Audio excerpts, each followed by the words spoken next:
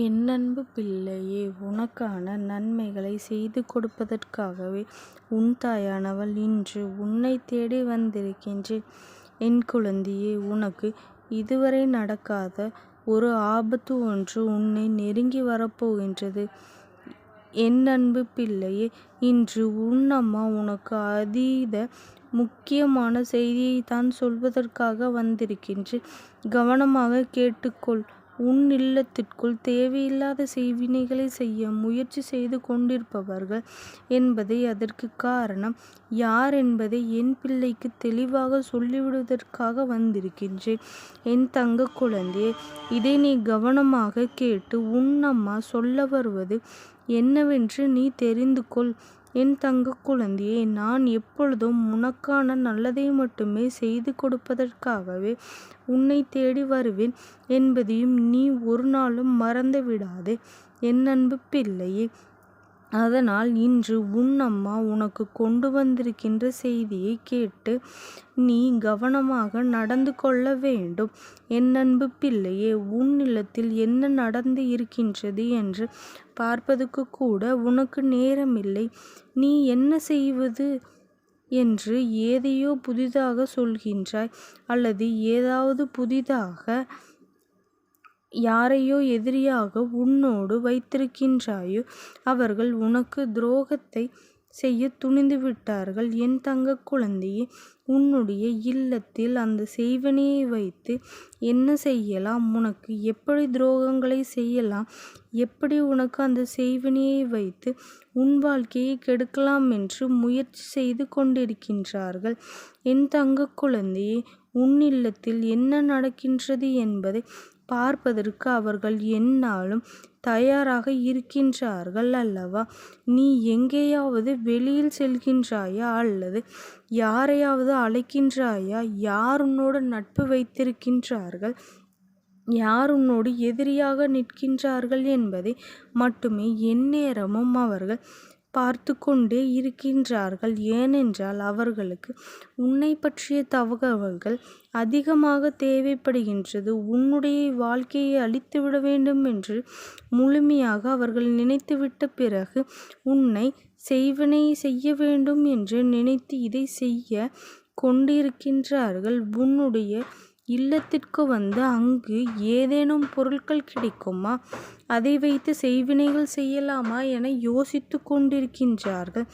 இதை பற்றி உன்னிடத்திலே சொல்வதற்கு முன்பாக ஒரு விஷயத்தை நானும் முன்கூட்டியே சொல்லிவிட வேண்டும் என் தங்கமே. செய்வினைகள் செய்ய நினைப்பவர்கள் அது மீண்டும் சொல்லும் என்பதை நீ மறந்து விடாதே. எவன் ஒருவன் நல்ல எண்ணத்தோடு ஒரு விஷயத்தை செய்கின்றான் என்றால் அவனுக்கு வாழ்க்கையில் எதுவுமே நடக்காது.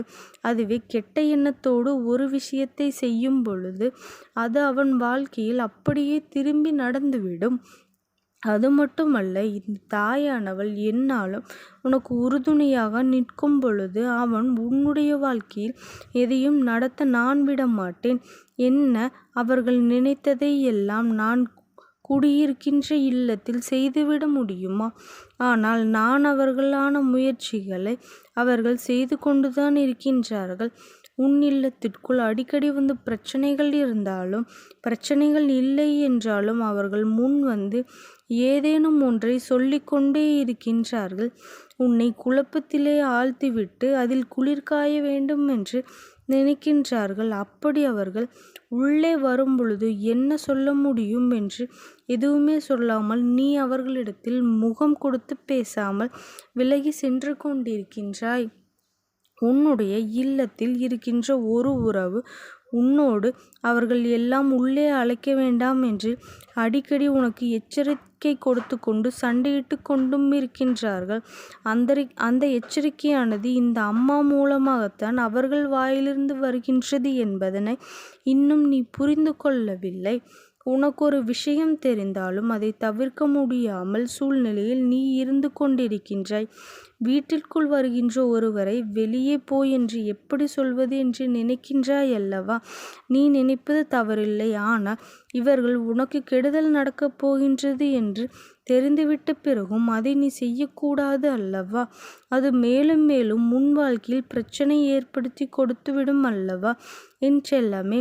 அதனால் எந்த சூழ்நிலையிலும் உனக்கு செய்வினைகளை செய்ய நினைப்பவர்களாக இருக்கட்டும், எந்த வகையிலும் நீ கெட்டுப்போக வேண்டும் என்று, உனக்கு செய்வினைகள் செய்துவிட வேண்டும் என்று நினைப்பவர்களாகட்டும், நீ விலகி நிற்க வேண்டும் என் செல்லமே. அம்மா சொன்னவுடன் பயப்பட தேவை கிடையாது. அம்மா உன்னோடு இருந்து உனக்கு துணையாக இருக்கின்றேன் என்பதை நீ நினைவில் வைத்து கொள்ள வேண்டும். ஆனாலும் இவர்களிடமிருந்து நீ சற்று கவனமாக இருக்க வேண்டியது நன்மை.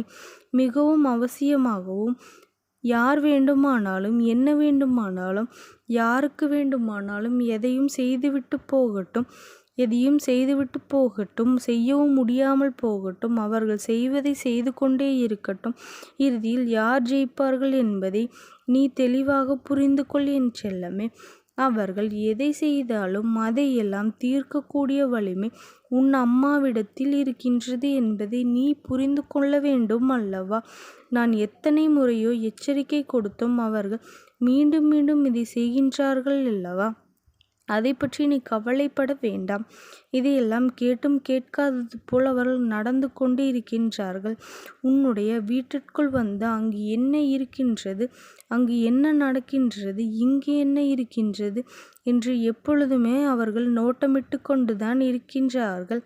அவர்களால் எதையும் சாதிக்க முடியாவிட்டாலும் சின்ன சின்ன விஷயங்களில் உன்னுடைய மனதை குழப்பிக்கொண்டே இருக்கின்றார்கள். துன்பங்களையும் கொடுத்து கொண்டு இருப்பார்கள். அதற்கெல்லாம் நீ ஒரு பொழுதும் தயங்கி நிற்காதே. இவர்களை அடையாளம் கண்டு கொண்டு இதற்கு பிறகும் இவர்களினுடைய உறவு தேவைதானா, இவர்களிடத்தில் எப்படி பழக வேண்டும், இவர்களிடத்தில் எப்படி நடந்து கொள்ள வேண்டும், எந்த நேரங்களில் இவர்களை தவிர்த்து விட வேண்டும் என்பதை நீ தெளிவாக புரிந்து கொள்ள வேண்டும். அதற்கான சந்தர்ப்பங்களை நான் கொடுப்பேன் என்பதையும் நீ ஒரு பொழுதும் மறந்து விடாதே என் செல்லமே.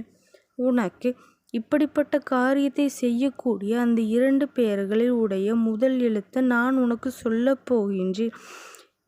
இதில் முக்கியமாக ஒருவரை தூண்டிவிடுபவரின் பெயர் என்ன தெரியுமா என் தங்கமே? ஒருவரின் பெயர் கா என்ற எழுத்தில் ஆரம்பிக்கும் என்று இந்த வரிசையில் வருகின்ற ஒரு எழுத்தாகவும் அவர்களினுடைய பெயர்கள் இருக்கலாம் என்பதை நீ தெரிந்து கொள்ள வேண்டும். வாழ்க்கையில் உனக்கு அவர்கள் செய்ய நினைக்கின்ற மனதிற்குள் அவர்களுக்கு கெட்ட எண்ணங்களை விதைத்து கொண்டே இருக்கின்றார்கள். இன்னும் அவர்கள் அந்த முயற்சிகளை தொடவில்லை. இப்படி செய்யலாம், அப்படி செய்யலாம் என்று யோசனை மட்டுமே அவர்களுக்கு பலமாக இருந்து கொண்டிருக்கின்றது. என் பிள்ளையே, நீ அழ வேண்டும், அதை காண வேண்டும் அவர்கள் என்று நினைக்கின்றார்கள். உன்னை கண்டால் அவர்களுக்கு நீ என்ன செய்ய வேண்டும் என்று அவர்கள் நினைக்கின்றார்கள். இன்னொரு முக்கியமான விஷயத்தை உன்னிடத்தில் சொல்லிவிடுகின்றேன். அது என்ன தெரியுமா? இவர்கள் எல்லாம் வெறும் வாய்ப்பேச்சிற்கு மட்டுமே உகந்தவர்களாக இருந்து கொண்டிருக்கின்றார்கள். உன்னிடத்தில் சொல்ல வேண்டும் இதை. இவர்கள் எல்லாம் அதை செய்து விடுவேன் என்று, இதை செய்து விடுவேன் என்று வாயில் மட்டும்தான் சொல்லி கொண்டிருப்பார்கள். அதற்கு செய்வதற்குரிய தைரியம் அவர்களுக்கு இல்லை. என் செல்லமே, நீ எதை நினைத்தும் கவலைப்படாதே. இந்த தாயானவளினுடைய அன்பும் ஆசீர்வாதமும் உனக்கு என்றைக்கும் முழுமையாக கிடைத்து கொண்டே இருக்கும். ஓம் சக்தி போற்றி. ஓம் ஆதிபராசக்தி போற்றி போற்றி.